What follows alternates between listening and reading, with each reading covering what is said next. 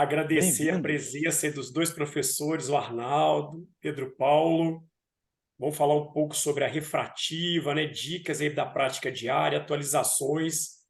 Agradecer ao Molinari, que sempre nos apoia muito para fechar essas agendas da educação continuada, né? E a Associação Médica de Minas Gerais por nos ceder o Zoom, né? Toda a plataforma. E também deixar assim, claro que a gente está sempre à disposição, viu? Para qualquer sugestão, dúvidas, qualquer um de nós da diretoria está sempre aberto. Então, agora passar a palavra para o Molinari apresentar aí os dois palestrantes que dispensa a apresentação, né, Molinari? Obrigado, Breno. Com certeza, é sempre um prazer, né, a gente estar aqui coordenando esse MO Talks junto com o presidente, que esse nome eu sempre faço uma homenagem ao nosso grande amigo João Neves, né, que foi presidente, ele que bolou esse nome, e o Fernando Trindade fez uma descoberta que eu contei para ele que eu não havia visto esse trocadilho.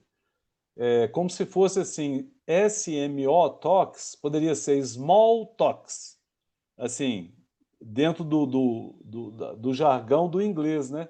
O SMO ficou small, né? Pequenas conversas. É uma brincadeira, né? Mas que na realidade ficou o nome e a gente continuou e é muito interessante, né? Eu queria agradecer, né, ao Pedro Paulo Reis e ao Arnaldo Castro. O Pedro Paulo é nosso grande amigo, já foi da diretoria da SMO, continua como conselheiro da SMO, conselheiro, e além disso, ele é também um conselheiro fiscal rigorosíssimo. Então, mas ele sempre acompanha, juntamente com o Arnaldo também, que já teve em 3 ou 4 das diretorias, sempre nos ajudando. O Pedro Paulo, ele é doutor em oftalmologia pelo UFMG, é preceptor do departamento de córnea do Hospital Evangélico, já foi diretor, né, e é sócio fundador da SMO, membro titular da Associação Brasileira de Catarata e Refrativa, e vai nos brindar aqui com a discussão sobre a refrativa. O Arnaldo Castro, que eu estava falando com ele aqui, ele me convidou para ser diretor científico quando ele era presidente do departamento ainda de oftalmologia da Associação Médica, não havia SMO, e nessa brincadeira o Arnaldo me puxou lá para dentro da MMG e eu nunca mais saí. Ele entrou pelo cano, porque eu fui um convidado que nunca mais arredei o pé de lá. E é bacana porque, apesar dele ter sido meu padrinho, ele continua nos apoiando, nos acompanhando. Sempre que a gente encontra com o Arnaldo, ele está, ó, conta comigo, hein? Estou aí. Hoje eles estão cancelando a reunião da Associação Médica, né? Desculpe, da Santa Casa, né? Da cirurgia refrativa, e convidaram os fellows para nos apoiar aqui e também, né, juntamente a ele, né? Ele é o coordenador da unidade de refrativa e ceratocone da Clínica de Olhos da Santa Casa e é nosso amigo, né, pessoal, e também ele elogia muito e gosta muito também do Dr. Elisabeto, que é o nosso, vamos dizer, o nosso sócio benemérito, fundador e tudo mais, né? E a gente quer agora abrir para o Pedro Paulo fazer a exposição. Ele prometeu que vão ser slides assim, ele vai ficar de 40 a 50 minutos, quer dizer, não é isso tudo, né? Uma brincadeira, vai ficar uns 15 a 20 minutos, para deixar o pessoal também fazer perguntas, né? Então, Pedro Paulo, você está com a bola toda. Obrigado, Está com a Molinari. palavra. Obrigado. Obrigado, Molinari, Breno, Arnaldo. Então, vamos lá, gente. Nós vamos começar essa apresentação através dessa... isso aqui é o PPP da Academia Americana de Oftalmologia. Para quem não está muito afeito a esse tipo de situação, esse PPP são orientações e padrões de sugestão para a prática do dia a dia pela Academia Americana de Oftalmologia. Então, ele tem vários assuntos da parte oftalmológica e, atualmente, saiu um recente, que é esse daqui, sobre cirurgia refrativa. Então, é um trabalho longo, né? Eles são mais de 70 páginas, onde ele fala sobre as revisões, né, a respeito da cirurgia refrativa e os protocolos que ele sugere que sejam seguidos. Então, nós vamos conversar alguma coisa para começar a nossa conversa aqui. Eu trouxe algumas conclusões desse trabalho e depois nós estamos abertos, né? O Arnaldo vai fazer um comentário e estaremos abertos a perguntas de todos, né? Porque uma coisa é o que está escrito e a outra coisa é o que nós temos no nosso dia a dia, né? São situações distintas. Então, vamos lá. Deixa eu ver se eu consigo. Consegue sair essa tela do lateral, por favor, se a gente consegue tirar? Só para pegar a tela toda aqui da apresentação. É possível? Breno, você está sem alto-falante. Pedro, você tem que colocar no modo de apresentação no seu Isso. computador aí. Ah, aqui embaixo? Como é Inferior que... à direita. Aí. Isso. Tem uma setinha para baixo aí, ó. Clica nela. Share screen. Não, share screen. New Modo de share. apresentação. Vai em cima e põe modo de apresentação. Eu não estou achando Aí isso. vai. Não estou achando isso, não. Bom, vamos seguir por aqui. Eu acho que não vai atrapalhar tanto, não. Então, vamos lá. Deixa eu me localizar aqui, porque... Bom, então vamos lá. A primeira questão aqui é o seguinte. O que ele comenta é que o LASIK, o PRK, foi a primeira técnica utilizada para a cirurgia refrativa através do laser, né? E é 1990 e pouquinho, tá bom? E depois apareceu o LASIK, e o LASIK é considerado hoje a cirurgia refrativa mais realizada, cirurgia refrativa corneana mais realizada, né? Foi posteriormente, em 2018, a academia, o FDA aprovou também o SMILE, né, que é uma outra técnica cirúrgica, que nós vamos comentar um pouco mais à frente, onde você retira um lentículo pelo fêmur, e o SMILE foi aprovado para graus mais altos, de até -10, em 2018. Então, o SMILE é uma criança, o LASIK e o PRK já estão na fase de adolescência e de desenvolvimento. Uma coisa interessante que eu achei nos comentários iniciais é a respeito do protocolo que eles sugerem para a avaliação pré-operatória do paciente. E o que me chamou a atenção foi que, apesar de todo esse avanço nosso, toda essa condição nossa de avanço tecnológico e tudo, ele ainda considera a topografia, alterações anormais da topografia, como o fator mais importante para a avaliação de risco de uma ectasia pós-operatória. Então, apesar de todo avanço, a nossa boa e velha topografia ainda tem o seu resultado, ainda tem o seu lugar. Mas ele cita dois índices importantes, que são índices criados por brasileiros, isso que eu gostaria de salientar, que é o índice criado pelo Belling Ambrosio, né, pelo Renato Ambrosio, que é o Belling Ambrosio Display, que é o índice que aparece no Pentacam, e o índice do PTA, que foi criado pelo Marcondes Santiago, que ele trabalha com o risco baseado em quanto % de tecido foi retirado naquela cirurgia ou seria retirado na cirurgia. Então, palmas para eles, né? Mérito dos dois brasileiros, os únicos índices citados foram esses dois. Pedro Paulo, parece que você ainda está no primeiro slide. Não está correndo aí, não? Aqui para nós está no primeiro ainda. Como é que eu faço aqui? Dá um help, então, nessa história. Doutor Pedro Paulo. O Thales está falando. Pode falar, Thales, por favor. O módulo apresentação fica no seu lado direito, na parte de baixo. Ele é tipo uma tacinha. Ele está aparecendo só para o senhor? Não, mas aqui eu tenho que sair. Bom, aqui é o modo de apresentação. Agora foi. Isso. Apareceu primeiro. Isso. Pois é, mas eu já estou no modo de apresentação, não estou, não? Tá. Então aí o senhor pode fazer o seguinte: vai ser rapidinho. Fecha o slide do senhor. Sair dele aqui? Isso, pode sair dele. Fecha ele todo. Aí mesmo? Então, peraí. Isso. Hum, Agora o senhor vai em compartilhar a tela de novo. Aí vai aparecer a tela principal do seu computador. Tem a primeira tela. aham. Aí o senhor vai abrir a tela principal do computador do senhor e vai abrir o seu slide por ela. Peraí, não está nisso não, Ben. Eu não sei o que não sei o que está acontecendo aqui, não.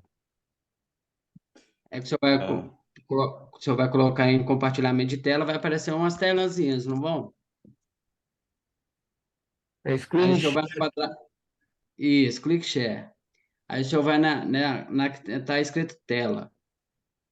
Não estou sabendo, não estou localizando isso, não. então vamos fazer o seguinte: você vai lendo, vai apresentando, Mas para a gente poder discutir depois, ué, né? Tem problema não. não, mas não, vamos tentar ver aqui, gente, porque não é possível, né? Assim, eu estou no. Perder isso. E E a ajuda dos, geralmente, ao dar o share screen, aparecem vários quadradinhos. Aí a gente seleciona aquele que tem o fundo do Windows, sabe? Mari, me ajuda aqui, filho. Não estou conseguindo a embaixo, equação. o verdinho. Aí, ó, agora nós vamos ter ajuda. Agora vai ter ajuda técnico aqui. O que aconteceu? É, Compartilhar a tela. Share isso. screen.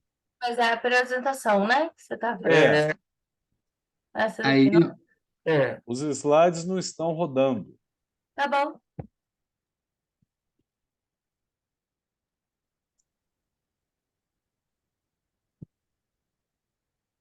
Agora foi? Tá no não, primeiro. Vamos ainda ver se não. ele vai aparecer, se ele vai rodar. Foi? Não. Continua no primeiro. Peraí. Acho que eu já sei o que tá acontecendo. Isso, é que na hora de compartilhar, aí tem que colocar a tela principal.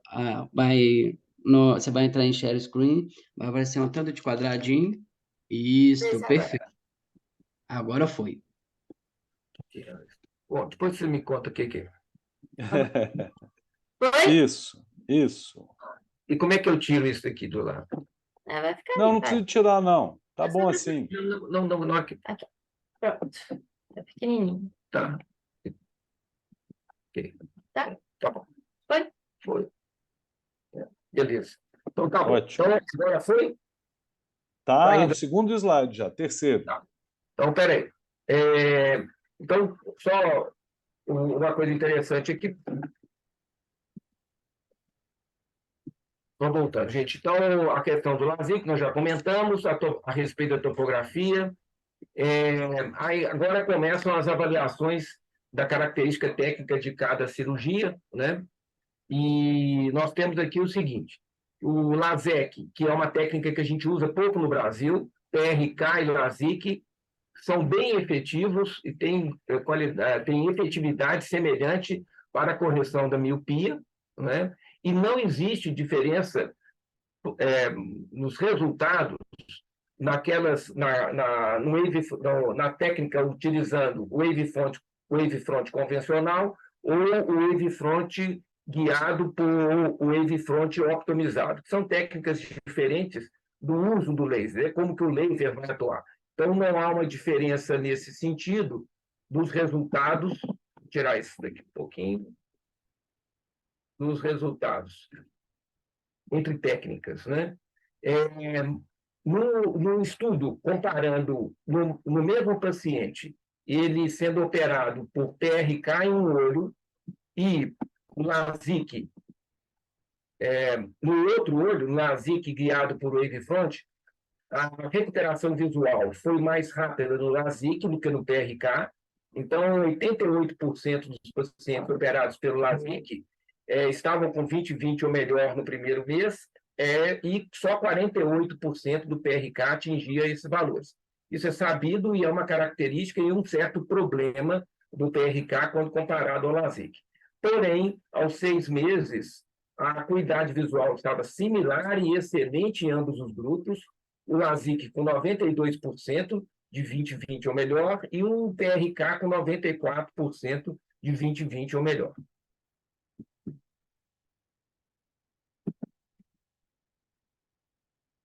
Opa, espera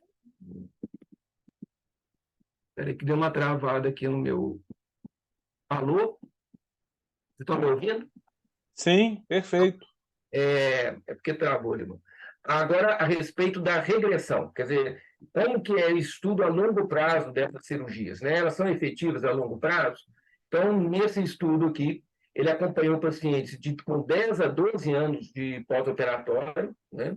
E demonstrou que existe uma segurança muito boa e uma eficácia muito boa no tratamento, aqueles correções de miopias realizadas pela PRK. Existe uma boa evidência da efetividade do uso da mitomicina C durante a cirurgia, né, pré-operatório, como profilaxia da formação do RAISE em altas miopias, que era um grande problema que nós tínhamos com o PRK no início, quando ele tinha essa característica de apresentar RAISE nos graus mais altos. Isso foi até um dos motivos que o LASIK começou a tomar conta também da cirurgia, né? Só que agora esse problema está bem controlado pela mitomicina. E outra questão, os estudos de retratamentos, né, comparando PRK e LASIK, não acharam diferença nessa questão. Então, os retratamentos são semelhantes. A outra questão interessante é a avaliação que eles fizeram das causas que podem aumentar as chances de retratamento. Então, eu achei uma coisa engraçada aqui nessa história, interessante, né? Não diria engraçada, mas interessante, e é o seguinte, ele fala que o que pode favorecer? Primeiro, a idade mais avançada. Olha que interessante. Né? Nós geralmente indicamos cirurgia, até atrasamos um pouco a cirurgia para a indicação da cirurgia, querendo pacientes um pouco mais velhos, e ele fala que a idade é um fator que predispõe, a idade mais avançada é um fator que predispõe à regressão. Altos graus de astigmatismo, que são fatores de predisposição, hipermetropia e salas frias, a temperatura fria da sala. Olha que coisa que nós trabalhamos sempre em salas muito frias, né? Porque a própria orientação dos fabricantes do laser é que o laser fique em uma temperatura fria. Então, isso daí é um fator que aumentou a chance de regressão. As coisas que a gente fica... Interessante. Né? Será mesmo isso tudo, né? Bom, a respeito da cirurgia do PRK para hipermetropias, né? Ele considera que a cirurgia do PRK é capaz, né? Ela é efetiva na redução das hipermetropias. As hipermetropias de grau baixo ele considera até mais 3,50, tem uma previsibilidade melhor do que as hipermetropias acima desse grau. Então, isso a gente vê na prática também, né? O laser melhor corrige são as miopias, e depois ele tem uma qualidade de correção inferior nos astigmatismos e nas hipermetropias. A outra questão prática é o aparecimento do RAISE, que é maior nas hipermetropias do que nas miopias. E esse RAISE, no caso das hipermetropias, é um RAISE mais ou menos periférico, né? Porque o trabalho vai ser periférico, diferente da miopia, que o trabalho vai ser central. Porém, esse RAISE em anel, ele pode chegar a atingir a área pupilar. Então, é um problema para a questão do PRK na hipermetropia. E a melhora da qualidade da visão do PRK hipermetrópico é mais lenta do que a da PRK mióptico, que já é mais lenta do que o LASIK. Em estudos comparando, né, o LASIK e o PRK, ambos para correção de hipermetropia, um estudo comparativo de 2 anos, então a regressão no PRK foi estatisticamente superior à regressão naqueles casos operados pelo LASIK. Então, o LASIK parece, nesse sentido, mais efetivo e mais com o resultado mais prolongado. Essas duas imagens aqui de baixo não são imagens daquele PPP, eu adicionei só por uma curiosidade. Aqui nós estamos vendo um paciente que tem uma hipermetropia associada com astigmatismo, porém, a hipermetropia é muito maior. E, no outro lado, uma hipermetropia associada ao astigmatismo, porém, com o astigmatismo muito maior.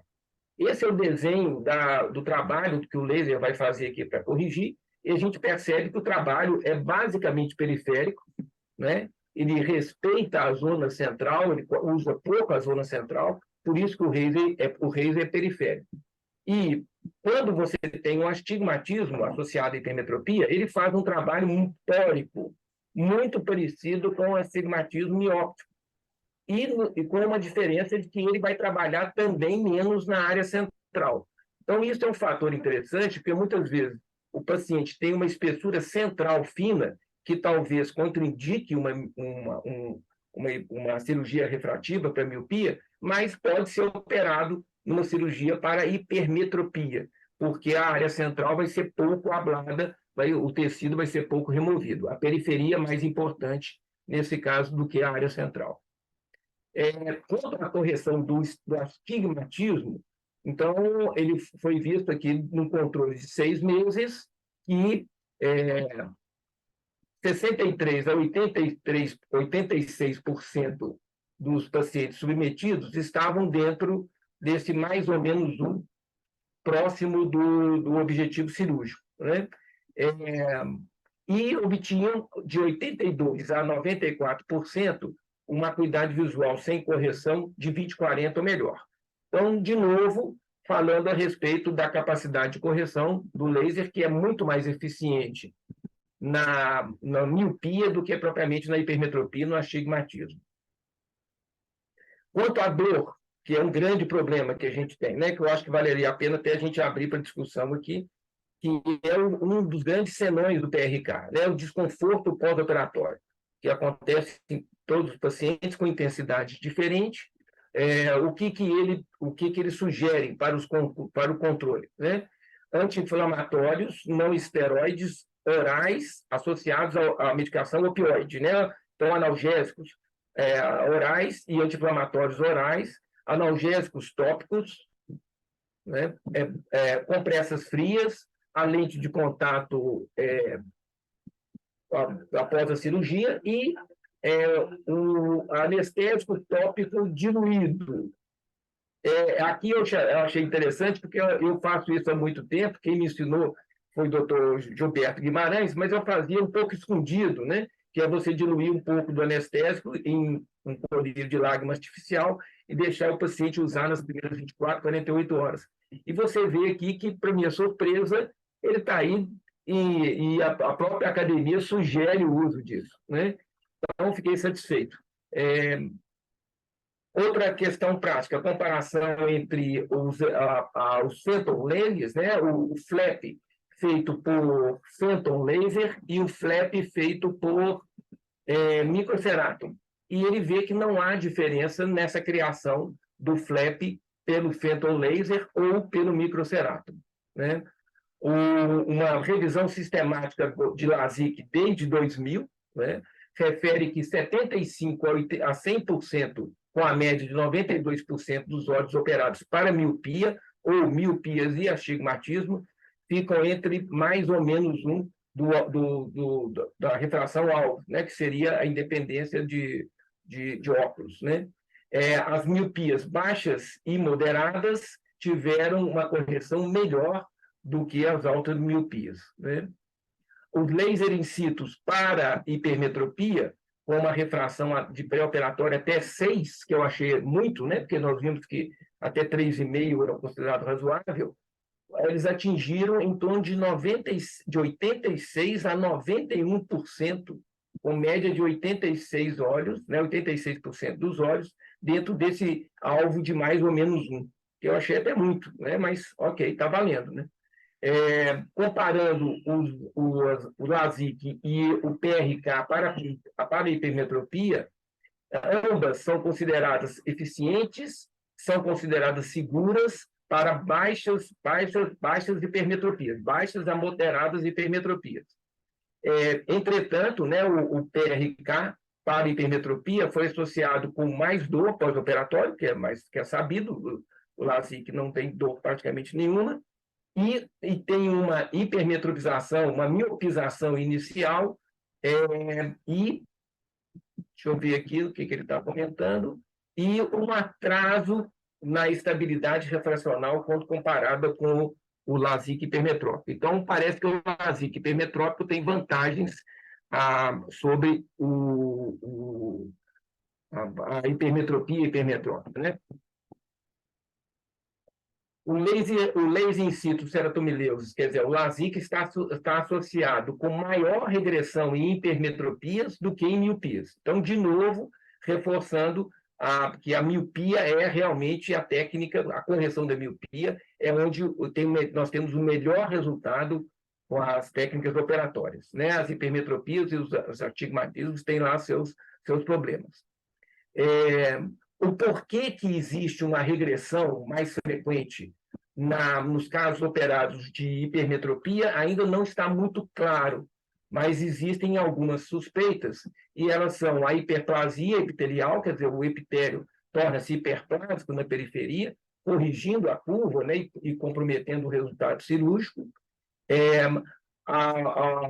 Existe uma mudança com a idade também, né, desse shift, dessa passagem da hipermetropia, e o que eu acho que é o mais importante é a não correção, a correção incompleta da hipermetropia. Então, corrige-se a hipermetropia latente, ou, desculpa, manifesta, mas não se corrige a hipermetropia latente. E essa latente, aos pouquinhos, vai se tornando manifesta, fazendo, então, a perda do resultado.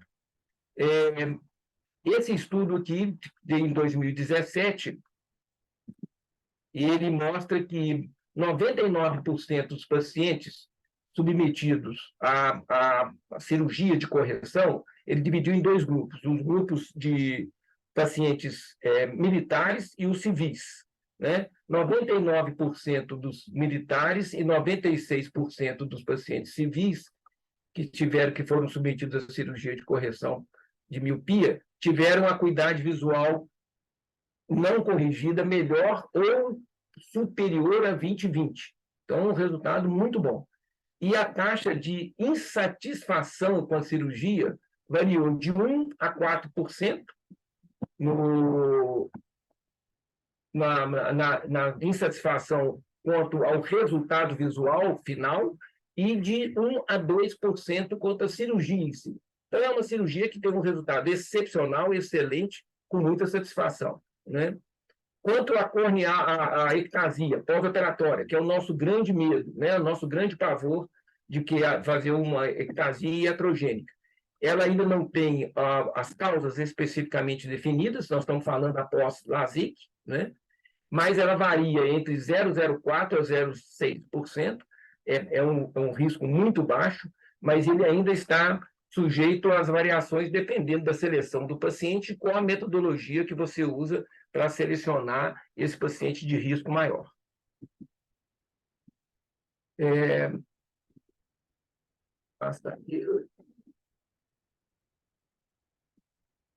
Falando um pouquinho do SMILE, né? O SMILE é uma técnica mais jovem, né, de 2018, é retirado um lentículo dentro do estroma pelo fenton, com abertura lateral, e estudos comparados, né, da segurança do SMILE e da eficiência entre SMILE e LASIK, né, feito no mesmo paciente em olhos diferentes, um olho LASIK e outro olho SMILE, foi feito um acompanhamento de 3 meses e 1 ano.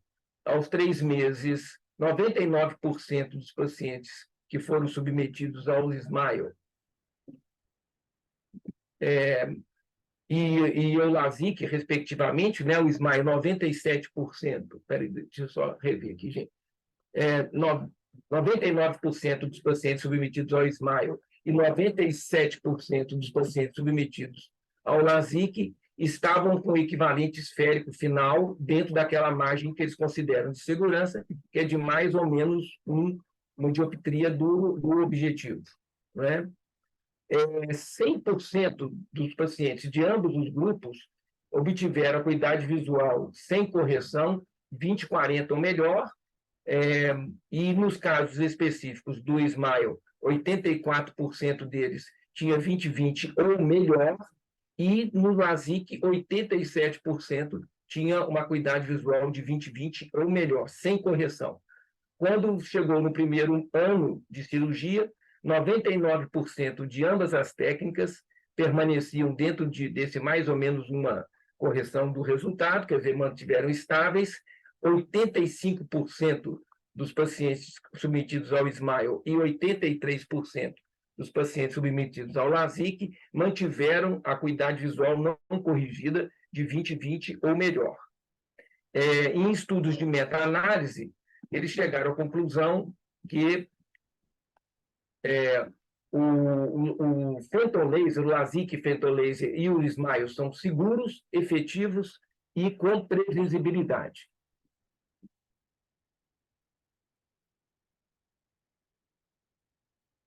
Espera aí que está faltando só aqui. Oi? Bom, as análises dos trabalhos mostram que o LASIK parece ter uma vantagem sobre o Smile, né? Isso foi feito através de estudos randomizados prospectivos em olhos variados, né? Aqueles que operam um olho de uma técnica e outro olho de outra, e feito trabalhos de acompanhamento com 1, 3, 6 meses e 1 ano, né? Aí, nesse caso, num pós-operatório de 12 meses,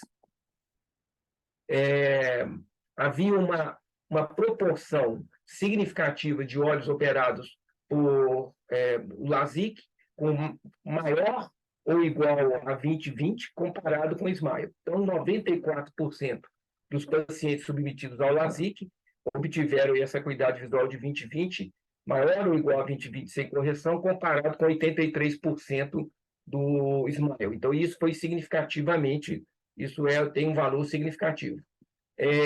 Quando você, continuando a comparação do Smile com o LASIK, criado por Wavefront, o LASIK tem um resultado visual mais rápido, ele tem uma qualidade de contraste melhor e ele tem um ganho maior na acuidade visual não corrigida, a acuidade visual não corrigida final, né? Então, a princípio, o LASIK tem uma superioridade de resultados ao Smile. Porém, quando você compara graus mais altos, acima de 6 dioptrias, menos 6 dioptrias, sugere que o Smile pode ter algumas vantagens sobre o LASIK. Então, ficamos dessa forma. Da minha parte aqui, eu estou encerrando essa apresentação e gostaria de abrir agora a conversa aí para todos. Muito obrigado, Pedro Paulo. Você cumpriu o tempo, apesar do seu pequeno atraso ali A minha dificuldade motora aqui é grande. Na TI, né? Mas muito bom, viu? É um resumo excelente. A gente queria deixar agora a palavra para o Arnaldo, se ele quer fazer alguma consideração. Claro. Né, por Obrigado, gentileza. Molinari. Fique à vontade. Molinari, vou rapidamente aqui aproveitar a oportunidade para agradecer a honra do convite de estar participando aí, do Breno, de você, do Pedro Paulo. Parabenizar o Pedro Paulo pela excelente ideia genial de pegar o PPP da Academia Americana, que realmente faz um resumo completo da situação atual da cirurgia refrativa. Apesar de não ser um PPP que foi publicado recentemente, ele continua bastante válido. E eu acho que o Pedro Paulo praticamente falou tudo. Nós tivemos, quando a gente começou a fazer cirurgia refrativa a laser na década de 90, a gente não tinha opção do LASIK, a gente só fazia PRK. As máquinas naquela época eram máquinas que eram scanning lasers, não eram lasers de flying spot, então eles faziam uma correção limitada, não tinha a qualidade da correção que a gente tem hoje, e em casos de baixa miopia moderada, o resultado era excelente, porém, em alta miopia, acima de 5, 6 dioptrias, a gente tinha um problema do Reis, que realmente era um problema grande, e a gente normalmente evitava fazer correção em alta miopia, porque realmente a chance de Reis era muito grande. Quando surgiram os primeiros microcerátomos confiáveis, nós tivemos vários lá na Ocular Laser, o ACS, e atualmente estamos com o XP. Então, realmente, nós chegamos, foi a fase áurea do LASIK. No começo do ano 2000, a gente parou de fazer PRK, a gente só fazia LASIK e até pegava mal para o cirurgião que ainda continuasse fazendo PRK, porque realmente o LASIK tinha aquelas vantagens de realmente não, de ser um procedimento que a recuperação visual era muito rápida, não tinha aquele desconforto da remoção do epitélio do PRK, então a gente achou que a saída era o LASIK para tudo. Teve uma época que a gente fazia 100%, se a gente for olhar as estatísticas do Ocular Laser, praticamente 100% dos nossos procedimentos eram LASIK. Aí começaram a surgir as primeiras ectasias iatrogênicas induzidas pelo LASIK. Aí caiu a ficha que o LASIK não era uma técnica completamente isenta de complicação como a gente imaginava. Então, quando surgiram as primeiras ectasias, nós ficamos preocupados, porque realmente, na época não existia PTA, não existia Behling-Ambrose, então, realmente, se a gente fizesse uma ablação muito profunda, ou você fizesse um flap muito espesso, a chance de ter uma ectasia realmente era uma chance estatisticamente significativa. Lembrar que cirurgia refrativa é um procedimento de resultado, então a gente tem que entregar resultado para os nossos pacientes, até porque a maioria deles tem visão 20/20 com correção. Então, quando surgiu a mitomicina C, mudou um pouco o perfil da cirurgia refrativa. Nós voltamos a fazer PRK e a gente já podia fazer PRK em alta miopia sem a chance de ter Reis se o paciente realmente não se submetesse à radiação ultravioleta durante os primeiros meses. Então, a tendência voltou novamente para o PRK. Se a gente for olhar as estatísticas hoje em dia do Ocular Laser, 90% do nosso volume cirúrgico é de PRK, porque realmente o PRK com mitomicina C, quando bem indicado e quando bem realizado, e quando o paciente segue as nossas orientações de pós-operatório, o resultado é excelente. O tema da minha dissertação de mestrado, de muitos anos atrás, foi justamente a avaliação da segurança e da previsibilidade do PRK e do LASIK. E a conclusão da minha dissertação de mestrado foi justamente isso, que realmente as duas técnicas são bastante seguras, bastante confiáveis, quando bem indicadas, porém a regressão no PRK é um pouco maior do que no LASIK. Hoje em dia, a gente ainda continua fazendo bastante LASIK em hipermetropia, como o Pedro Paulo comentou anteriormente. A cirurgia refrativa corneana com laser é um procedimento que foi feito para o míope e astigmata. Ele não foi feito para o hipermétrio. É muito mais fácil aplanar uma córnea do que curvar uma córnea. Então, realmente, toda vez que a gente curva uma córnea, o epitélio corneano assume como se fosse um trauma. E a hiperplasia epitelial na periferia, ela tenta desfazer aquilo que nós fizemos com o laser. Então, é por isso que PRK em hipermetropia não funciona. A gente tem um Reis anelar, que, como o Pedro Paulo comentou, pode chegar na área pupilar, e alguns meses após vai se desfazendo o efeito de encurvamento da córnea, e muitas vezes o nosso paciente volta a ter metade da refração alguns anos depois que ele tinha antes da cirurgia. Então, realmente, PRK em hipermetropia não funciona. Eu não faço PRK em hipermetropia. Todos os meus casos de hipermetropia eu faço LASIK, porque realmente o resultado com LASIK é infinitamente melhor. A gente também observa regressão, mas não tanto igual a gente observa no PRK.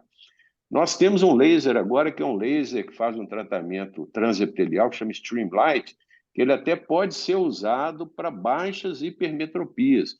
Então, se você tiver um paciente lá com mais um e meio, você pode até fazer um tratamento transepitelial que o resultado será razoável. Porém, um resultado realmente definitivo, com boa qualidade de visão, realmente tem que ser LASIK para hipermetropia. O Pedro comenta. Pode falar, Pedro. Vou falar um comentário a respeito desse. Claro. O grande problema do LASIK na hipermetropia é que o disco tem que ser muito bem centrado, né? Tem que ser um disco grande. Diâmetro grande. Trabalhar com a periferia. Você não vai trabalhar com o centro. Então, no LASIK, para miopia, você pode descentrar o disco e não interfere no efeito do resultado, mas na hipermetropia isso seria fundamental. E aí vai Exato. mais para o Fenton, né? O flap feito pelo Fenton, que você vai ter mais segurança e mais confiabilidade, né? Você pode variar a zona ótica e a chance de descentramento com o Fenton é muito pequena, né? Diferente do Exato. microcerâmico. Bem lembrado. Lembrar também, Pedro, que na realidade o hipermetro normalmente ele tem uma córnea de menor diâmetro. E para hipermetropia você tem que ter uma córnea de diâmetro 9,5. 8,5 não funciona, porque você vai ablar na periferia. Então, realmente, o Fenton segundo para hipermetropia ele funciona muito bem. Agora, eu, pessoal, isso aqui é o meu ponto de vista pessoal. Eu tenho uma experiência muito grande com mixerato manual e eu ainda prefiro usar o mixerato, porque eu acho que o resultado é melhor do que com o Fenton. Não é que eu nem tenha nada. Na realidade, Fenton e mixerato manual é igual carro mecânico e carro automático.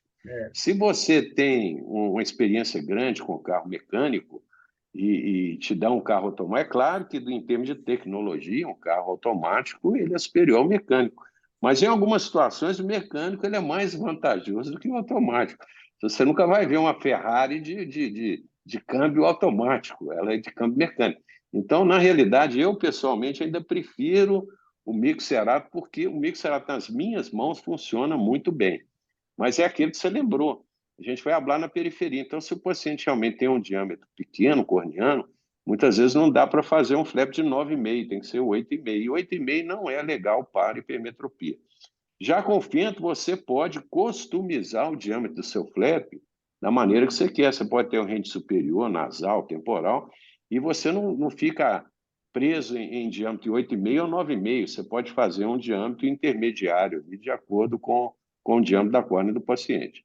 Então, realmente, é uma tecnologia que veio agregar valor e eu, por exemplo, eu e o Reinaldo, a gente dá aula junto, a gente comenta muito sobre. Eu prefiro fazer flap com mixerato. O Reinaldo praticamente abandonou o mixerato. Ele só faz com Fenton. Agora, é importante que nas duas técnicas o resultado é excelente quando o procedimento é bem realizado. Ok? Só para finalizar. Academia, né? E ele coloca com os dois são resultados similares, né? Exatamente. Eu acho que o flap, que o Fenton tem algumas questões que ele você não pode questionar o resultado. Por exemplo, diferenças. Quando você faz uma trepanação pelo Fenton para um transplante, é infinitamente superior a uma trepanação manual. Por melhor cirurgião que você seja, a trepanação do Fenton é infinitamente superior. O túnel do anel do Fenton é infinitamente superior ao anel manual. Sem dúvida. Porém, no flap, eu concordo com você, eu acho que o flap microcerato e o Fenton, eles são muito variados para um pouquinho melhor para o mixerato. Eu gosto mais do mixerato. Sem dúvida. Concordo 100%. Eu, na realidade, Pedro, eu nem poderia ser contra o Fenton segundo, até porque aquele Fenton segundo ocular laser, fui eu que comprei para ocular laser. Eu fiquei brigando com a diretoria lá 2 anos para convencê-los a comprar o Fenton segundo. Então, na realidade, eu sou o pai da criança, né? Então, e concordo 100% com você. Na realidade, o túnel para segmento de anel, eu tenho mais de 10 anos que eu não faço mais anel manual, porque é infinitamente superior. Né? Não faz mais sentido hoje em dia a gente fazer túnel para anel manual, a não ser que você esteja lá em Rondônia, na Bolívia, num lugar que não tenha um Fenton segundo disponível, e não é o nosso caso. Só para complementar a sua fala, Pedro, com relação aos comfort drops, ou seja, aquelas gotinhas, os americanos chamam de comfort drops, ou seja, aquelas gotinhas de lidocaína que a gente dilui lá no lubrificante sem conservante para dar mais conforto para o nosso paciente as primeiras 24, 48 horas. Eu uso de rotina, todo meu paciente PRK, eu pego lá um Cistane lá, 2,5 ml, diluo 10 ou 12 gotinhas de Anistalcon, e o paciente realmente ele sente bastante conforto as primeiras 24, 48 horas. Não é que ele sente bastante conforto, o desconforto é mais tolerável. Né? E evita a gente ter que receber telefonema 2 horas da manhã do paciente, ela tem que não estar conseguindo dormir. Né? Depois que eu comecei. Uma das coisas que me desanima no PRK, assim, eu faço muito PRK também, mas gosto mais do LASIK. Uma das coisas que me desanima é exatamente esse pós-operatório, né? Que é muito desconfortável. Mas eu comentei aquela história com vocês do Porque eu fazia aquilo que o Gilberto tinha me contado há muito tempo e fazia aquele negócio meio escondido. Fazia meias escondidas, né? Escondido. Não vou nem conversar dessas coisas, não, porque essas coisas é off-label demais. E você vê que não é, né? Não, não é. A Nossa, Marguerite MacDonald, ele faz. ela, há 20 anos atrás, ela já é que foi praticamente a criadora do PRK junto com o Sim. Sailer.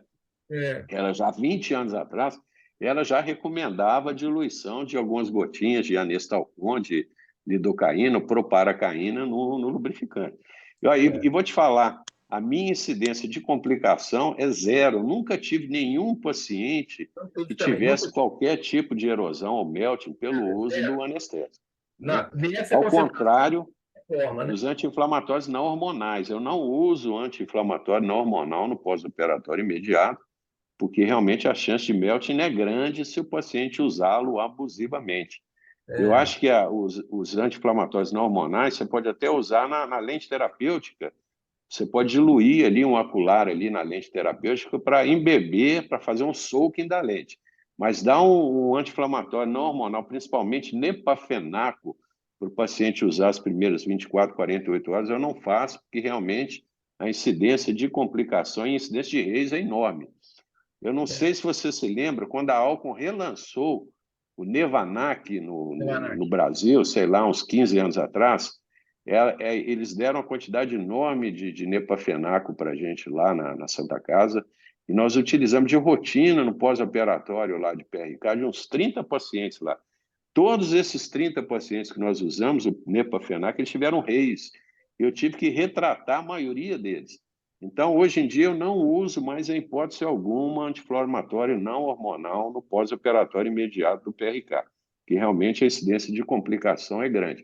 Naturalmente, que ele tem um efeito analgésico, mas eu prefiro o efeito analgésico das gotinhas lá, das Comfort Drops, do que os anti-inflamatórios não hormonais. Você lembrou muito bem, Pedro, tem que usar um analgésico potente, o opiáceo pode ser o Toragesic, pode ser o Tilex, mas realmente as primeiras 24, 48 horas o paciente tem que ser orientado no sentido de manter os olhos fechados, fazer compressa de soro fisiológico gelado e tomar rigorosamente o analgésico anti-inflamatório de 6 em 6 horas. Uma coisa que eu acho muito importante também é o paciente usar o analgésico 1 hora antes da cirurgia, ou seja, não esperar doer para começar a tomar.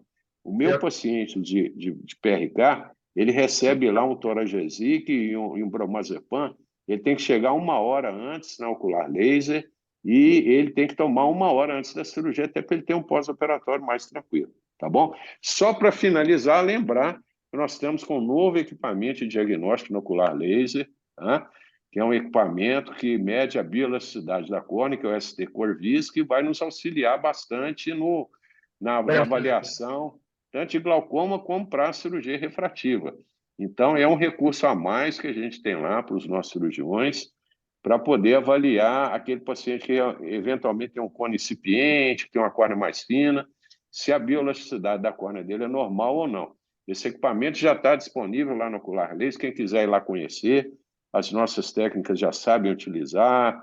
Se quiser fazer um test drive lá, vai ser muito bem recebido, ok? Então, Pedro, parabéns, excelente a sua apresentação. Espero que os nossos fellows aí façam bastante pergunta aí para a gente poder discutir bastante aqui.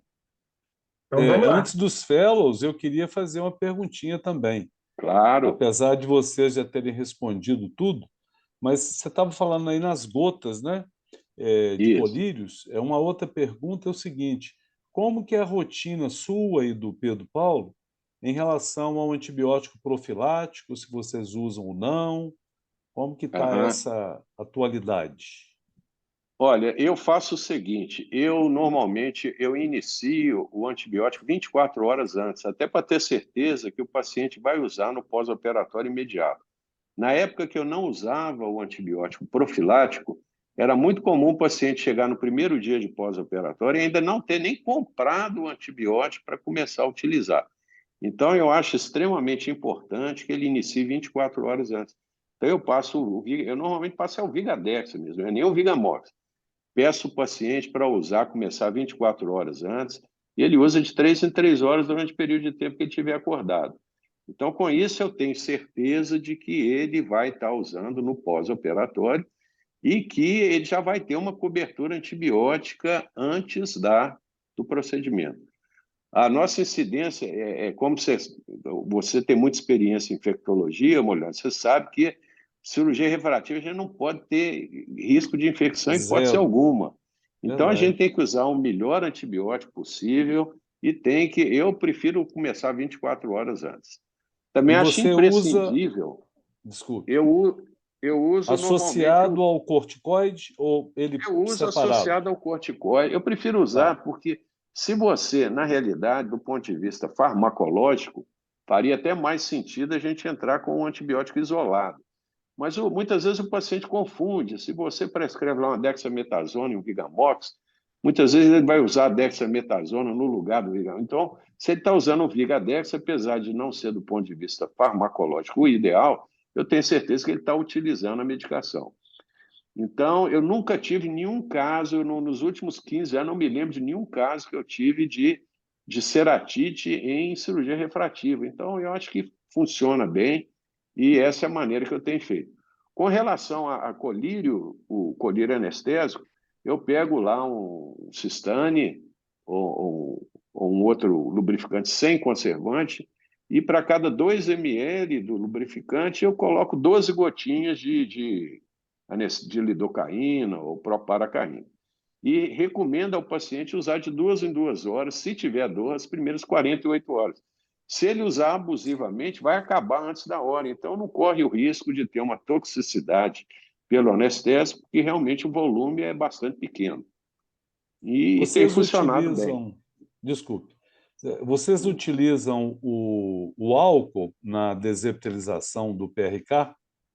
Sim? Olha, eu utilizo de rotina. Não é a minha primeira opção. Há alguns anos atrás, eu comprei um Scrubber, uma escovinha rotatória, chamava Moise Scrubber. Comprei na academia americana e era a maneira melhor que eu achava para remover epitélio era com a Moise Scrubber. Todo mundo pedia emprestada essa escovinha no ocular laser, então eu resolvi doá-la para o ocular laser. Depois que eu doei, mais ou menos um ano e meio depois, a bateria estragou e a gente não conseguiu mais repor. A minha primeira opção seria a escovinha rotatória. Como ela não está mais disponível, eu utilizo o álcool.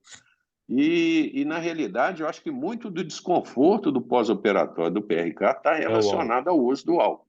Se você evitar usar o álcool, se você fizer um tratamento transepitelial, certamente o seu paciente vai ter menos desconforto no pós-operatório. O único problema do tratamento transepitelial é porque ele onera um pouco mais o paciente. O paciente tem que pagar 2 taxas ao invés de uma. Mas eu dou essa opção para o meu paciente. Eu explico que tem 2 maneiras da gente remover o epitélio, ou mecanicamente, ou com álcool, ou com o próprio laser. Eu incentivo o paciente, caso ele tenha condição, fazer o tratamento transepitelial, porque realmente o desconforto será menor e a reepitelização será mais rápida. Ok? Pedro Paulo, o que você Então, vamos acha? lá. Eu uso o antibiótico só no dia da cirurgia, eu não faço pré, né? Estou entendendo que nós estamos tratando com pacientes rígidos, que não têm uma comorbidade associada e tal. Lá na hora eles fazem a limpeza com PVPI, né? E, terminada a cirurgia, antes de colocar a lente, a gente já pinga o antibiótico na sala cirúrgica e depois eu recomendo antibiótico de 8 em 8 horas. Faço como o Arnaldo, associação antibiótico e corticoide. Não faço separado. Felizmente também, nesses anos todos, eu nunca tive nenhum tipo de infecção, seja no LASIK, seja no PRK. Graças a Deus, né? Mas faço dessa forma. Quanto à desepitelização, eu fiz muito tempo desepitelização sem álcool e passei a fazer desepitelização com álcool. Em termos de técnica da desepitelização, não há dúvida que o álcool é muito mais fácil. Ele remove o epitélio com muito mais facilidade, ele sai em placa, né? Assim, muito fácil. Quanto à dor de um e do outro, eu não me lembro, na época que eu fui fazer essa transição da remoção mecânica sem álcool para a remoção com álcool, eu fui observando se tinha alguma diferença de resposta, de dor. E eu vou te falar, não vi diferença. Eu não vi, as queixas continuaram da mesma forma, não houve nenhuma diferença importante. Assim, ficou com mais dor porque tirou com álcool, ficou com mais dor porque tirou com mecânico. Acho esse estudo da dor muito complexo, porque você tem muitas variáveis, inclusive de sexo. A mulher tolera mais, o homem tolera menos, né? Quando eu fui trocando, eu já troquei vários analgésicos e anti-inflamatórios, vários, para tentar achar um ali mais ou menos ideal. E também não percebi diferença entre eles. Tem hora que você fica animadinho e fala, opa, esse aqui é o grupo que dá certo. Aí você tem 1, 2 casos que o paciente queixa pouco, aí no terceiro, quarto, ele começa a queixar da mesma forma que o outro. Então, eu não vejo assim nenhum processo muito efetivo sobre a questão da dor. Esse continua sendo um grande problema do PRK, né? O Reis já acabou esse problema. O outro problema, o Reis, né, acabou, não digo, mas assim, diminuiu tremendamente com a mitomicina. O outro problema é o tempo de recuperação, que quando você compara o Lasix com o PRK, isso é brutal, né? O Lasix, eu opero paciente de manhã, no dia seguinte eu vejo o paciente, os pacientes de Lasix, no dia seguinte, eles estão 20/15, é impressionante, é impressionante. E o PRK vai atingir um nível desse 1 mês, 2 meses depois. Ele já estará independente de óculos para a maior parte das tarefas já na primeira semana, mas ele não tem qualidade de visão muito boa. Isso é um problema, né, do PRK em relação ao Lasix. Você fez um comentário sobre o Gilberto e o Arnaldo também sobre o ocular laser, e devido mais ao dia que eu escolho, eu tenho muito poucos casos, o Gilberto acabou me orientando mais, mas o Arnaldo já foi meu mentor lá e monitor, a turma é toda muito bacana. Eu queria falar rapidinho sobre a Ocular Laser, que é a sua nova sede, e realmente está fantástica. Quem não conhece deveria passar lá. O Arnaldo convida para um cafezinho, né, Arnaldo? Os Com amigos. certeza, Vocês têm vai que ir ser um lá porque prazer. está muito bom, realmente espaçoso, está outro nível. Agora, em relação ao Gilberto, eu estava fazendo uma brincadeira porque ele atrapalha a minha vida toda semana. Eu escolho um caso, mando para ele, ele fala, não, esse não. Eu falo, pô, outro dia eu reclamei até com o filho dele, com o Henrique, lá no São Geraldo. Falei, o Gilberto não está deixando eu operar nada.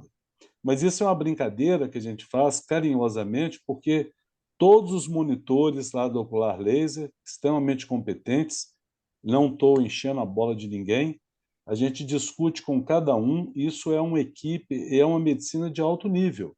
E às vezes a gente não vê um detalhe, a gente que tem menos experiência em refrativa, e eles levantam a lebre e a gente, opa, deixa eu parar por aqui. Aproveitando isso, esse mapa epitelial eu não consegui ainda manjar nem entender bem. Pedro Paulo, você com que frequência que você usa? E depois o Arnaldo, em quais casos, né, vocês solicitam? Eu uso o mapa epitelial há anos, sabe? Eu tenho o OCT lá da clínica, ele permite que você faça o estudo separado do mapa epitelial, né, da paquimetria do mapa epitelial. E quando eu introduzi esse aparelho, que você tem que comprar, né? Você compra o equipamento e você paga um anexo, paga um adendo para ele poder fazer o mapa epitelial. Eu fiquei pensando, será que vale a pena mesmo? Não vale e tal. Numa segunda geração, e não coloquei, porque eu achei que era caro demais e que não estava acrescentando. Numa segunda geração do aparelho, essa segunda geração já veio com mapa epitelial. Então, tem anos que eu faço. E o que eu acho? Eu acho que ele não é tão sensível assim como ele fala que é. Porque o que seria o objetivo do mapa epitelial? Você captar uma alteração na camada do epitélio que começa a aparecer nos ceratocones, no início do ceratocone. Então, os estudos histológicos mostram que no ápice do cone, você tem um afinamento do epitélio na área correspondente ao ápice, com o epitélio mais espesso na periferia. Então, ele localizaria essas ilhas, né, de afinamento epitelial antes de haver a mudança da curva corneana. Antes. Essa seria a ideia, né? Então, ele seria um preditivo, anteciparia a alteração topográfica do ceratocone. Só que na prática, desses anos que eu tenho visto o mapa epitelial, eu não tenho percebido essa sensibilidade tão aguçada como ele fala. Geralmente, quando ele está alterado, eu já percebo uma alteração suspeita na topografia. Então, o que eu acho que vale para mim? Eu não tenho Pentacan no consultório. Eu trabalho com topografia, mapa paquimétrico e mapa epitelial. Tá? Eu faço esse tipo de acompanhamento. Então, o meu screening pré-operatório ele é topografia, mapa paquimétrico e mapa epitelial. Quando eu tenho dúvidas, eu peço um Pentacan para o paciente. E quando o mapa epitelial está saudável, eu fico tranquilo. Mas eu não espero dele uma previsibilidade ou uma antecipação de resultados. Isso eu fiquei meio frustrado quando eu comecei a usar. Só que agora, tocando no assunto do Arnaldo, que é esse transepitelial, que, na verdade, primeira crítica, esse nome é mentiroso. Né? Quando você escuta transepitelial, o que você imagina? Além do epitélio. Eu falei, pô, acabou o nosso problema. Ele vai atravessar o epitélio e vai fazer a fotoablação sem eu tirar o epitélio. Mentira. Você tem que tirar o epitélio. Então, assim, essa é a primeira crítica, né? Que esse nome está inadequado, no mínimo inadequado.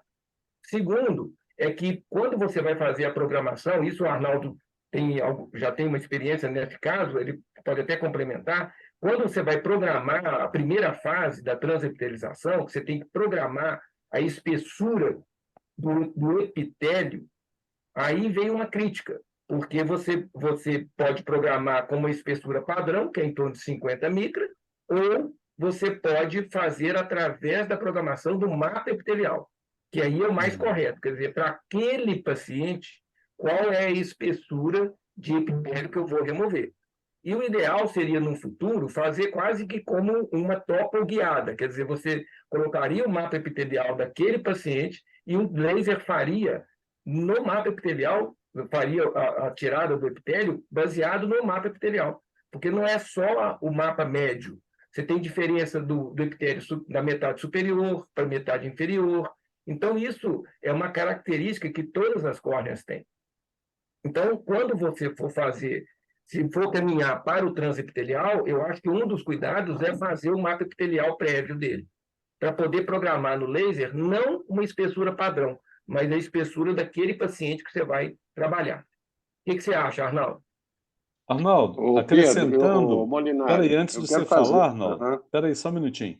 Você pega essa pergunta do Pedro Paulo e acrescenta para nós aí uma comparação entre o Pentacan e o Corvis, por favor. Perfeito. Para quem não sabe nada. Antes de eu comentar, eu quero fazer uma reclamação aqui, Molinari, porque o Pedro Paulo, além de saber tudo, ele é muito didático, muito competente, está falando tudo, não está deixando nada para mim. Então, sim. Fica registrada aí a reclamação. A reclamação. Mas o Pedro já falou tudo. Na realidade, a grande vantagem do mapa epitelial no tratamento transepitelial, que realmente não está errado, por isso que a gente chama de streamlight lá no ocular laser, a remoção do epitélio ela é feita em vez da gente usar álcool ou uma debridamento mecânico, seja com espátula, seja com lâmina, nós vamos usar o próprio laser. A vantagem do laser é que ele faz um tratamento mais uniforme e não deixa aquelas irregularidades que, por mais cuidado que a gente tome, elas ficam lá no estroma corneano e atrapalham um pouco a aplicação do laser. Como o Pedro comentou, o mapa epitelial ele é importante para a gente avaliar a espessura epitelial de cada paciente. Tem paciente que tem 55 micras na parte central, outros a 50, outros a 60. Então, o mapa epitelial ele é vantajoso nessa situação. O nosso OCT de segmento anterior do ocular laser, que é o visante, ele está estragado. Então, no momento, nós estamos sem opção de realizar um mapa epitelial. Então, nós temos feito lá padrão 55 micras para todo mundo. Mas o ideal seria isso que o Pedro falou. A gente tem que fazer o mapa epitelial de cada paciente e no tratamento Streamlight usar exatamente aquilo. Nós estamos brevemente, a nossa própria aquisição, próxima aquisição para ocular laser vai ser um ACT de segmento anterior, justamente para a gente poder ter esse mapa epitelial. Tá? Com relação ao Corvis, O Corvus, ele, na realidade, nós compramos porque ele trabalha junto com o Pentacam. Ele é fabricado pela Óculos, que é o mesmo fabricante do Pentacam, e agora nós temos a opção de você pedir os 2 exames na sequência. Então, você vai receber lá o seu Pentacam com seus mapas de refrativos, mapa de anel, etc., e também com a avaliação da bioelasticidade da córnea. Ou seja, é um exame que ele pode ser pedido junto, deve ser. Eu, por exemplo, faço de rotina todos os meus pedidos de Pentacam. Agora eles vêm com o Pentacam mais o Corvus, porque acrescenta e, na realidade, nós fizemos lá uma tabela que para o paciente é quase que ele vai pagar quase que o mesmo preço, vai pagar uma coisinha a mais. Então, eu acho que vale a pena até para a gente ter uma ideia da bioelasticidade da córnea. Com relação à propedêutica para a cirurgia refrativa, cada um faz dentro dos seus recursos. Então, o Pedro usa lá mapa epitelial, ele usa topografia corneana e mapa paquimétrico. Eu, na clínica, eu tenho um tomógrafo Orbiscan, tenho um aberrômetro e tenho lá acessibilidade ao contraste. Então, eu faço os exames que eu tenho lá disponíveis na minha clínica. Como a minha clínica é 2 quarteirões do ocular laser, eu também peço o Pentacam de rotina quando eu acho necessário. O paciente vai lá, faz o exame, volta, e a gente consegue resolver isso da melhor maneira possível. A grande vantagem do ocular laser, como você comentou, Molinari, é que é uma clínica aberta a sócio e não sócio, é uma clínica que não tem dono. Nós todos somos donos do ocular laser, então não tem nome de ninguém na porta.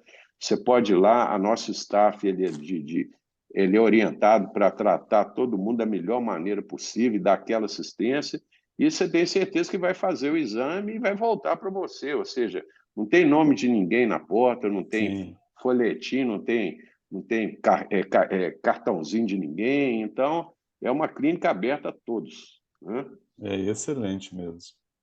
Agora, e os nossos fellows? Vou falar nossos porque estou, né, junto com você. Vamos passar para as perguntas. Faz umas perguntas difíceis aí para o Arnaldo, gente. Agora, um ponto legal assim, de ressaltar, né, Arnaldo? A gente tinha combinado, Breno. Né? Se for pergunta fácil, é para mim. Se for pergunta difícil, manda para o Pedro lá. O que foi, Breno? A gente às vezes valoriza muito a questão do tomógrafo de córnea, mas a topografia ainda é o padrão aí, ouro, sem dúvida alguma. Porque uma topografia alterada já é a contraindicação, né? E se eventualmente você tiver algum índice tomográfico normal. Então foi bem legal, até a academia enfatizou isso muito, né, Pedro, no report ali, né? Por isso que eu até separei aquela frase que eu achei exatamente isso, sabe, Breno? Quer dizer, com toda essa tecnologia, com todo esse equipamento, a famosa e velha e boa topografia, mas aí é a questão, bem analisada, né? Essa que é a questão. Não, tem os estudos que mostram a diferença ali do olho bem treinado para o olho do iniciante, de pegar aquelas alterações mais sutis, né, topográficas. Bem treinado, bem feita, né? Então, de preferência, no lugar que você tenha confiança, que você sabe que ela está sendo bem feita, para você poder analisar o resultado. É até lembrar da superfície ocular, né? A gente tratar bem antes de pedir a topo, né? Em casos que se faz necessário. Sem dúvida. Essa lembrança do Breno aí foi muito importante. Superfície ocular é extremamente importante em qualquer procedimento refrativo, catarata, transplante, etc. Se o nosso paciente não está com a superfície ocular em dia, nós precisamos tratar para depois operar. E aquilo que o Breno comentou, na realidade, não faz sentido hoje em dia a gente passar a manhã inteira discutindo o que é melhor, se é topografia ou tomografia. Os dois são ferramentas que têm que andar de mãos dadas. Agora, lembrar o seguinte, uma tomografia não substitui uma topografia corneana. Uma topografia corneana bem feita, se o paciente tiver um cone, uma aberração corneana lá, uma pelúcia, já vai contraindicar a cirurgia e não há nem necessidade de fazer uma tomografia, que é um exame mais caro. Mas se puder ter os dois, melhor ainda. Melhor. Né? Pedro Paulo, você está com a mão levantada ou foi coincidência? Estou não. Tá. Eu queria fazer uma pergunta. Eu falei no início, antes de abrir, que eu ia fazer uma pergunta difícil para o Pedro Paulo, mas ele falou que nós tínhamos que... não combinou com os russos, né? Mas não é, não. Eu tenho certeza que para você não é. Mas é uma curiosidade sobre o estrabismo, que você é um grande estrabólogo, que a gente sabe. Você já percebeu Tipo assim, depois que a gente... Por exemplo, vou falar aqui de uma forma bem amadorística. Quando você tem um paciente com miopia, e quando, eventualmente, ele estando sem óculos, pode ser que até uma diplopia aconteça. E dependendo se ele tiver um estrabismo, isso eu já vi na prática. Aí ele corrige o grau, ele fica bem. Aí a minha pergunta é de ordem prática, se você vê isso. Por exemplo, você corrige um paciente, né? E ele desenvolve ali, ou aparece um estrabismo que não era manifesto, ele fica concomitante, quer dizer, ele surge ali. E aí eu estava lendo outro dia, mas assim eu não tenho a fonte não, que parece que até a correção do estrabismo poderia passar pela refrativa.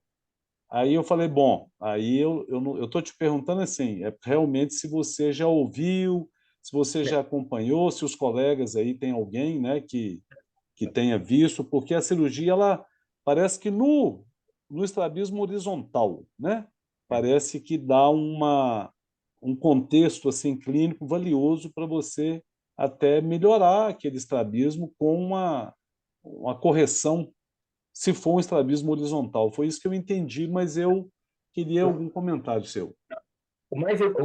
A indicação são nos estrabismos acomodativos. Acomodativos? Né? Então, é o seguinte, se você tem... Isso nós estamos falando das hipermetropias, depois nós vamos falar um pouquinho dos estrabismos não hipermetrópicos. Mas os estrabismos hipermetrópicos, em que você tem um componente acomodativo importante, então é aquele caso em que o paciente de óculos Isso. corrigido, ele está ortofórico. Tá? Ou, se não está ortofórico, tem um estrabismo pequeno que esteticamente não incomoda o paciente. Esse paciente, ele tem que ser corrigido na totalidade da hipermetropia dele. Na totalidade. Não é na hipermetropia manifesta só, é na latente. Esse é um problema. Né? Então, Sim. o que acontece na prática? O paciente hipermetrópico esconder as hipermetropias dele. Ele desfoca a imagem, ele desacomoda, ele aprende a fazer isso até socialmente, porque ele sabe que quando ele está fixando muito a imagem, ele muitas vezes faz a convergência, porque ele corrige aquele resíduo da latente dele. Se você, na cirurgia, não corrigir esse resíduo, você vai ter uma perda do resultado a médio prazo, é inevitável. E Sim. ele vai descompensar o estrabismo dele também, que é acomodativo. O componente acomodativo do estrabismo vai aparecer. Então, para esses casos de hipermetropia associado a estrabismo, você tem que sempre, todo paciente hipermétrope de origem, você tem que pedir um exame ortóptico dele, deve, tá? A não ser que você mesmo possa fazer. E pedir o exame ortóptico com e sem correção. Isso é muito importante. Porque se ele tiver algum estrabismo acomodativo, isso faz que você tenha que obrigatoriamente corrigir a hipermetropia total. Então, muitas vezes você pega um jovem que tem lá de hipermetropia manifesta mais dois e pouco, e de latente, né? Quando você dilata ele, ele vai estar lá com a hipermetropia total dele de 3,5, 4. Você tem que programar a cirurgia para os 4. Não é para o 2,5. Se você programar para o 2,5, ele pode até ficar bem por um período. Mas esse é aquele shift que o pessoal falou lá no PPP. É o shift hipermetrópico. Sim, Então, a desvio. hipermetropia que estava escondida vai começar a aparecer devagarzinho. E se ele tiver um estrabismo associado, esse estrabismo vai aparecer também. Né? Então, você pode sim fazer uma proposta para os estrabismos acomodativos, hipermetropias pequenas, na totalidade, em torno de 3, estourando 4. Né? Mais do que isso, a gente sabe que o laser não vai corrigir. Não vai corrigir. Então, ele vai ficar com uma sobra. Essa sobra vai dar problema para ele. Vai dar problema. Então, os pacientes hipermetrópicos ou hipermétropes, você deve, como rotina, pedir um exame ortóptico prévio, a não ser que você tenha, né, você mesmo possa fazer, mas aí um ortóptico com e sem correção. Né? Longe e perto, para você poder escapar disso. Os estrabismos divergentes, os XTs, eles, isso é muito comum, você ter o XT que é bem controlado quando o paciente está bem corrigido. Aí não importa, geralmente os XTs estão associados até mais com miopia do que com hipermetropia, estatisticamente. Ele bem controlado, com a imagem boa dos dois olhos, ele tem uma fusão muito melhor. Então, ele vai controlar o estrabismo dele muito melhor, a intermitência. Quando você cai a qualidade da correção desse paciente, ele começa a ter perda da fusão. E aí, aquele estrabismo que estava bem controlado passa a ficar mal controlado. Então, isso é um grande problema. Você, efetivamente, se você tem um míope, que tem um estrabismo divergente, e que esse estrabismo é bem controlado, quando ele está de óculos, quer dizer, quando ele está bem corrigido, se o resultado cirúrgico não atingir o objetivo dele, ele pode ter uma quebra da fusão, e com a quebra da fusão, esse estrabismo voltar a aparecer. Essa intermitência ficar mais para tropia do que para folia, né? Isso é possível, sim. Então, Isso pode parecer uma filigrana, um detalhe, mas não é. Porque eu já vi paciente reclamando que depois que operou, acentuou o estrabismo dele. Né? O estrabismo piorou. Isso tem que estar muito bem documentado pré-operatoriamente. Sim. Então seria vezes... uma das condições para entrar no pré-operatório, né, Pedro Paulo? É lógico que você já faz isso, mas quem às vezes não trabalha com estrabismo, né, tem que lembrar disso, né? Não se faz. Então, assim, pergunta simples, né, do estrabismo pré-operatório. Se você tem estrabismo, teve, já usou tampãozinho, aquela coisa. Nos hipermétropes, você tem que perguntar sem dúvida, sem dúvida. Sem dúvida nenhuma. Desses acomodativos aí, né? Que eles escondem, viu? O hipermétrope é danado, ele esconde ele é danado. O jovem, né? Ele esconde 2, 3 dioptrias ali, fácil, na moleza. Muito bom, gostei demais. Você vê que eu não combinei com os russos e a coisa saiu bem, né? Né, Breno? Com certeza. Ô, Breno, alguma pergunta para os nossos queridos aí palestrantes? Eu acho que eles já varreram bem o tema, viu? Eu acho que deram show de bola, né? Então, assim, a hipermetropia, hoje eu morria de medo de operar a hipermetropia. Todos os poucos casos que eu fiz, em jovens voltava tudo. O grau voltava todo. Hoje, a gente já pode ficar um pouquinho mais animado, né, Arnaldo e Pedro Paulo? Eu quero fazer um comentário aí Sim. a respeito do hipermétrope jovem, sabe? O hipermétrope jovem, realmente, eu evito operar. Porque por todas essas razões que o Pedro falou, sabe?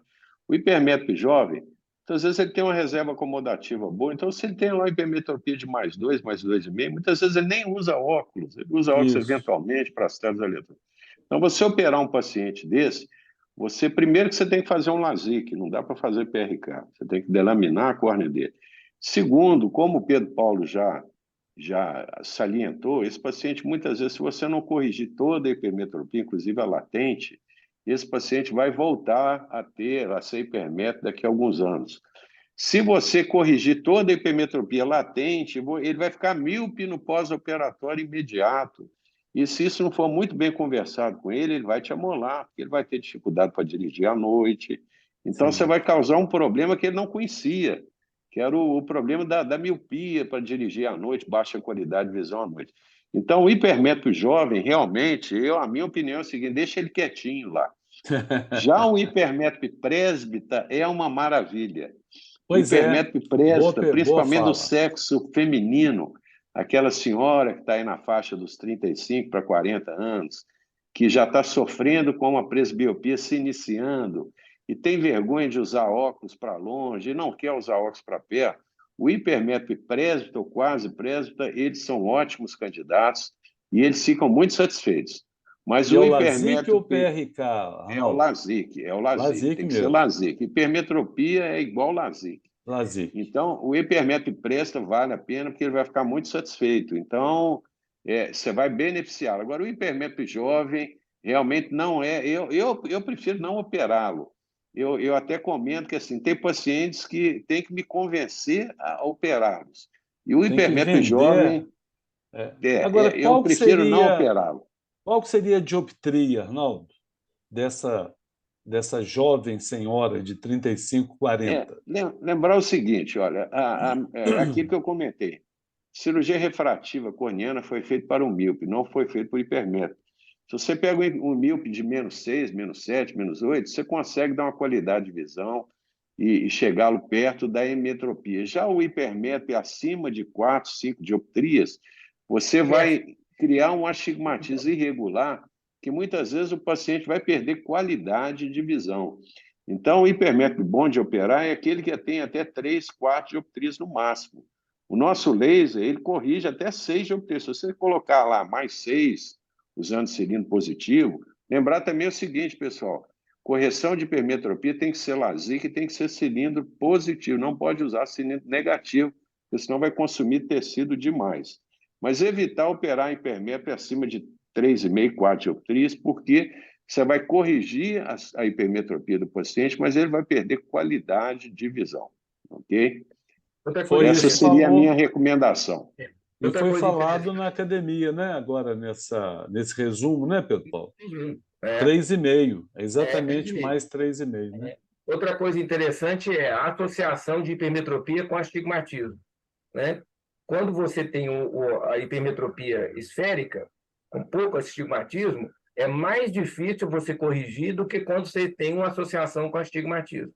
O astigmatismo e o hipermétrope é bom. É bom, eu gosto daquele. Assim, concordo com o Arnaldo. Eu opero pouquíssimo hipermétrope, pouquíssimo, por causa disso que a gente já comentou. Eu acho que não é um bom candidato. Quando chega para mim o hipermétrope com astigmatismo, eu fico mais satisfeito. Falo, opa, esse daqui eu tenho talvez uma qualidade melhor do que se viesse um hipermétrope lá esféricozinho sem astigmatismo. Então, o astigmatismo melhora, né? É mais fácil. Muito bem, gente. Breno, alguma pergunta, Breno? Não, eu já estou bem satisfeito aí, Molinari. Eu acho que o Breno trocaria isso tudo por uma lente de contato. Não, né, mas Breno? eu gosto da refrativa também, viu? Ô, gente, foi muito bom. Eu aprendi demais. Eu adoro esses SMO Talks porque eu acho que eu aprendo mais do que todo mundo. Porque eu pergunto mesmo. Se a turma não está perguntando, eu estou, né? Mas a gente quer agradecer muito, começando pela própria SMO, né? Pela própria MMG, o Thales aqui representando, a Sencom, né? E, aliás, gente, quem não conhece, eu tenho que fazer uma propagandinha bonita, que é o Centro de Convenções novo da Associação Médica de Minas Gerais.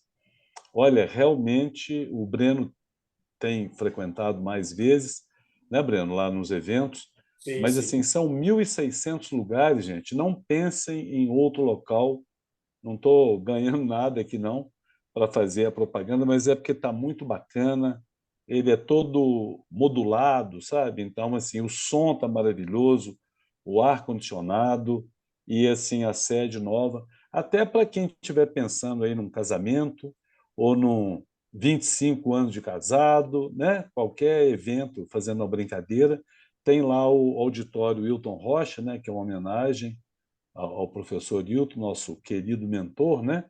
Mas vale a pena vocês aparecerem. E agora está aumentando cada vez mais, né? Os eventos presenciais. Eu queria dar essa palhinha aqui para a Associação Médica, porque a gente precisa realmente, que é a maior fonte de renda da Associação Médica, é exatamente o centro de convenções. E a aparelhagem sonora, né, o audiovisual, está tudo muito bacana, muito bem, funcionando muito bem. Então, a gente quer agradecer, né, a Associação Médica, agradecer aos colegas, principalmente o Pedro Paulo, o Arnaldo, o doutor Breno, já estamos juntos, né? E a turma aí, principalmente o Thales, o Reinaldo, né, que nos ajudam. E lembrar que quem perdeu, quem não pôde estar presente, a gente vai, o vídeo está sendo gravado e a gente vai distribuir depois nos grupos, né, e da SMO, e colocar também lá no site da SMO. e convidar a quem não é sócio, né, que se associe, tá bom? Precisamos muito de vocês. Grande abraço, deixando o Breno aí encerrando, né, Breno? Aldo, Breno, muito obrigado. Boa noite a todos, muito obrigado aí, viu?